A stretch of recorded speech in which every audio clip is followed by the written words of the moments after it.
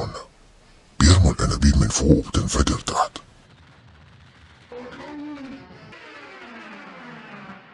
لكن في اللقطات اللي بعدها بيبان إن البلاط سليم والمدخل بتاع المجمع برضه سليم.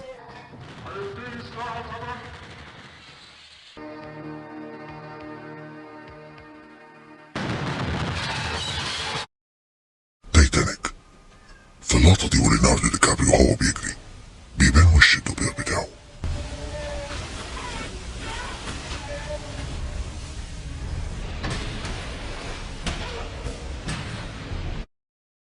محمد حسين واللي خدوا بالهم بالخطأ ده وبعتهولنا بيظهر انعكاس البوم مايك على ازاز العربية.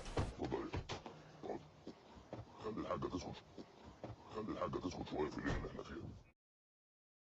الليمبي 8 جيجا واللي خدوا بالهم من الخطأ ده وبعتهولنا في الأغنية بتاعت محمد سعد في المشهد بتاع السبوع.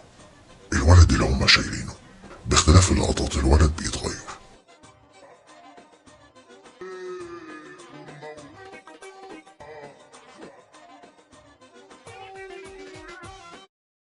فيلم السوق واللي خدت بالها من الخطأ ده وبعتتهولنا أميرة الأعصر.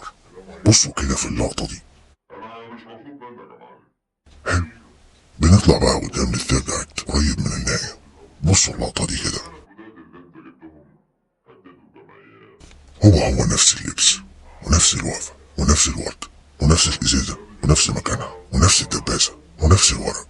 اللقطتين اتصوروا ورا بعض بالظبط مع إن فرق شهور في الأحداث. دكان شحاتة واللي خدوا بالهم من الخطأ ده وبعتهولنا بغض النظر عن الرمزية الأوفر اللي في المشهد، لكن وهو بيلزق صورة جمال عبد الناصر على الحيطة، الحيطة بتتحرك في ايده وبتبان انها بلاكاش وهو بيحط الصورة.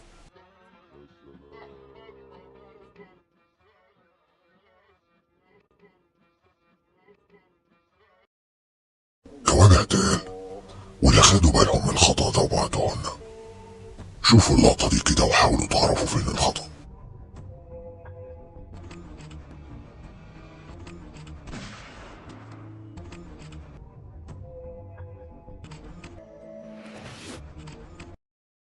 فول الصين العظيم واللي خد باله من الخطأ ده وبعتهولنا مراد سامي بتحدف الشنطة اللي فيها القنبلة جنب الطريق، لكن في اللقطة اللي بيحصل فيها الانفجار بيبان ان الانفجار بيحصل في نص الشارع، وكمان العربية بتختفي. واللي خد باله من العربية اللي اختفت هو علي ويكا ومحمد الجرف صاحب اسمه أشرف عند الباقي وهو بيمليها نمرته.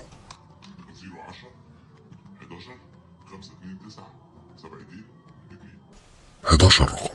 جايز الخطأ ده ما يبانش دلوقتي، لكن ساعتها ولحد 9 سنين بعد الفيلم ده، بالتحديد لحد 6 أكتوبر 2011 زي ما قلنا المرة اللي فاتت، كانت أرقام الموبايلات في مصر 10 أرقام مش 11 رقم.